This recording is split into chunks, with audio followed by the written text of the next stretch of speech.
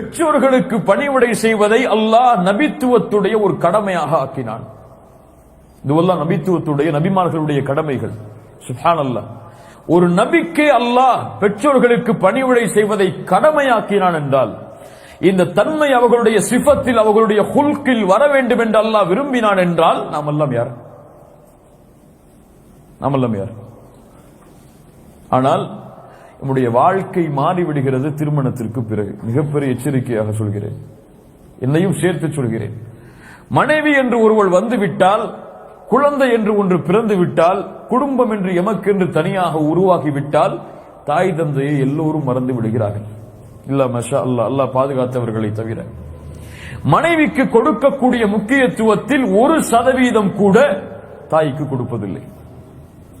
மனைவி சண்டையிட்டால் அடுத்த நாள் சமாதானமாகி மனைவியோடு பேச வேண்டும் என்று விரும்புகிறார்கள். தந்தை தாய் ஏதோ கோபப்பட்டு சண்டையிட்டு விட்டால் வருடக்கணக்கில் அதை போட்டு விடுகிறார்கள், எந்த பலனும் இல்லாத காரணத்தால். இல்ல மஷா அல்லாஹ், அல்லாஹ் பாதுகாத்தவர்களை தவிர. சொத்துக்காக, காசுக்காக தந்தை சம்பாதித்து சேர்த்து வைத்த சொத்தை தான் அனுபவிக்க வேண்டும் என்பதற்காக இந்த முஸ்லிம் சமூகத்தில் 180 குடும்பத்தில் இந்த பிரச்சனை உண்டு. இல்ல மஷா அல்லாஹ், அல்லாஹ் பாதுகாத்தவர்களை தவிர. தந்தை தாய் உயிரோடு இருக்கும் பொழுதே சொத்தை பிரித்து கேட்கக்கூடிய ஒரு முஸ்லிம் குழந்தை இந்த பூமியில் வாழ்ந்தால் இது முஸ்லிம் சமூகமா? எப்போது வாரிசுரிமை சட்டம் வரும்? பெற்றோர்களின் மரணத்திற்கு பிறகுதான் பெற்றோர்களின் சொத்தை பங்கு வைக்க வேண்டும். காசின் மீதுள்ள வெறி, பணத்தின் மீதுள்ள ஆசை பெற்றோர்கள் உயிரோடு வாழும் பொழுது அவர்களை மரணிக்க செய்ய விடுகிறது இந்த காசால். எத்துணை பெற்றோர்களுடைய வேதனை பிள்ளைகளின் மீது.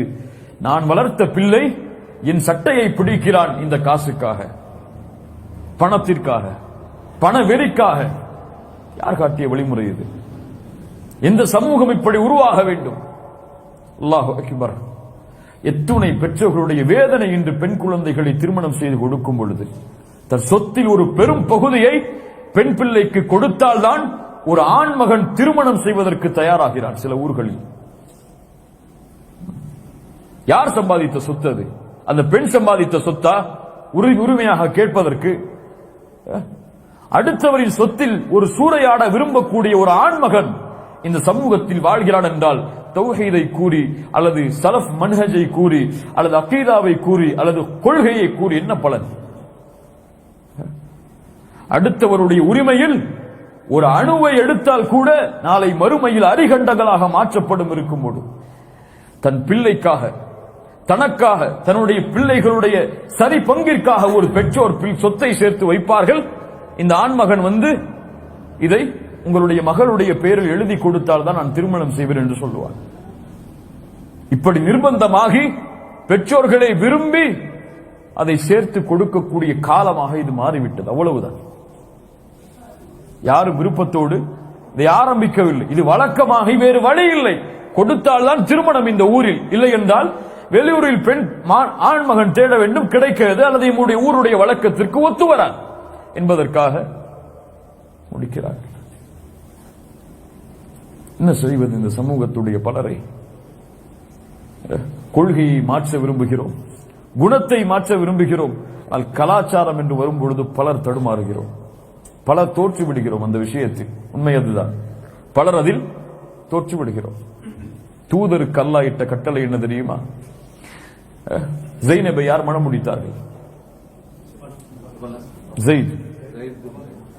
ஜெயினுக்கும் ஜைனப் அவர்களுக்கும் விவாகரத்து என்று வரும் பொழுது அல்லாஹ் ரப்புல் ஆலமீனுடைய கட்டளை, ஸைத் ஜைனபை விவாகரத்து செய்து விட்டால் அலைஹிஸ்ஸலாம் ரலியல்லாஹு அன்ஹா நீங்கள் மணமுடியுங்கள் என்று.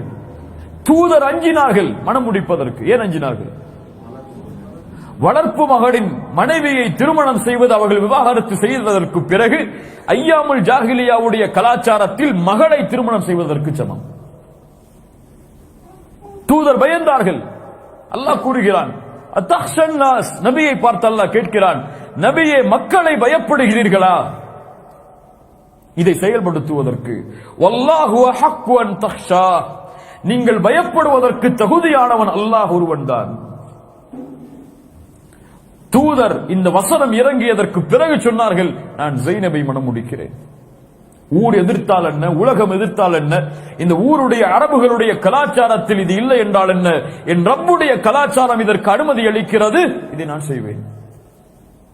தூதருக்கு இந்த சட்டம் என்றால் நாம் எல்லாம் யார்? இப்போது வெளியே வரப்போகிறோம். அல்லாஹ் அக்பர். குர்ஆன் சுன்னாவை பேசினாலும், அகீதாவை பேசினாலும், மன்ஹஜை பேசினாலும் நம்முடைய கலாச்சாரத்தில் இன்னும் பல மூட பழக்கங்கள் மூழ்கி கிடக்கிறது.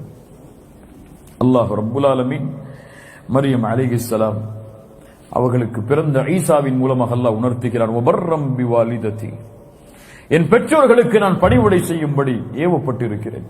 தூதர் கவலை அடைந்த ஒரு விஷயம் தன்னுடைய வாழ்வில், தூதர் அது போன்ற அழுகையை தங்களுடைய வாழ்வில் அழாத ஒரு அம்சம் எது தெரியுமா?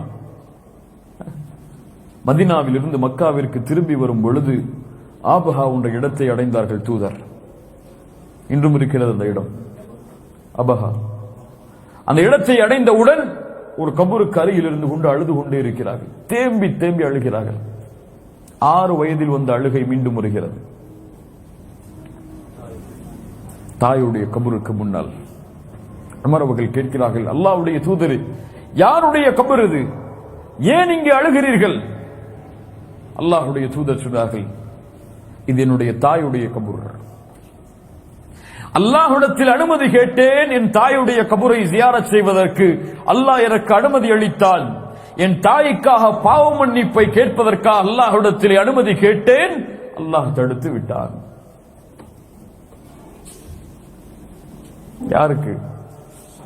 சுப்ஹானல்லாஹ், சுப்ஹானல்லாஹ். தூதர் தன்னுடைய தாய்க்கு பாவ மன்னிப்பிற்காக பிரார்த்தனை செய்ய முடியாது. ஆனால் நமக்கு உயிரோடு வாழும் பொழுதும் அந்த நினைவு கிடையாது. அவர்கள் இறந்ததற்கு பிறகும் அந்த நினைவு கிடையாது. இறந்தவுடன் எந்த அக்கௌண்ட்லயும் வாப்பாக சொத்து இருக்கு, எவ்வளவு சொத்து இருக்கு, அது யாருக்கு எது பங்கு, எதை நான் எடுத்துட்டு எதை மற்றவங்களுக்கு கொடுக்கலாம். அல்லாஹ் பாதுகாப்பானாக. அல்லாஹ் நம்முடைய சமூகத்தை சீர்படுத்துவானாக. அல்லாஹ்வுடைய தூதர் ஸல்லல்லாஹு அலைஹி வஸல்லம் சொன்னார்கள், நாளை மறுமையில் ஒருவருடைய அந்தஸ்தை உயர்த்தி கொண்டே இருப்பான் அல்லாஹ். அவன் கேட்பான், யா அல்லாஹ், நான் என்ன அமல் செய்தேன்? இதுவெல்லாம் நான் செய்யாத அமல்களாயிற்று, எனக்கு எப்படி இந்த அந்தஸ்துகள் உயர்கிறது? அல்லாஹ் கூறுவான், உன் மகன் உனக்காக செய்த பிரார்த்தனை, உங்களுடைய பிரார்த்தனை உங்களுடைய பெற்றோர்களுடைய அந்தஸ்தை சொர்க்கத்திலே உயர்த்தும். நீங்கள் உங்களுடைய பெற்றோர்களுக்காக பிரார்த்தனை செய்தால்தான், நீங்கள் உங்களுடைய பெற்றோர்களுக்கு பணிவிடை செய்தால்தான் உங்களுக்கு வளரக்கூடிய குழந்தையும் உங்களுக்கு பணிவிடை செய்யும்.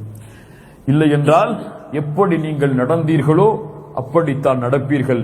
எந்த வேதனையை இப்போது உங்களுடைய பெற்றோர்கள் வயதான காலத்தில் அடைகிறார்களோ அதே வேதனையை தான் நீங்களும் வயதான காலத்தில் அடைவீர்கள். பல கணவன் தங்களுடைய மனைவிக்கு இந்த பணிவிடை செய்வதற்கு வாய்ப்பளிப்பதில்லை. அவர்கள் அல்லாஹ்வை அஞ்சிக் கொள்ளட்டும். தாயுடைய வீட்டிற்கு செல்லுவதற்கு, தாய்க்கு உடல்நிலை சரியில்லை என்றால் அவர்களோடு உட்கார்ந்து கவனிப்பதற்கு, தன்னுடைய தாய்க்கு கொடுக்க வேண்டிய முக்கியத்துவத்தை கொடுக்குமாறு வலியுறுத்துகிறார்கள்.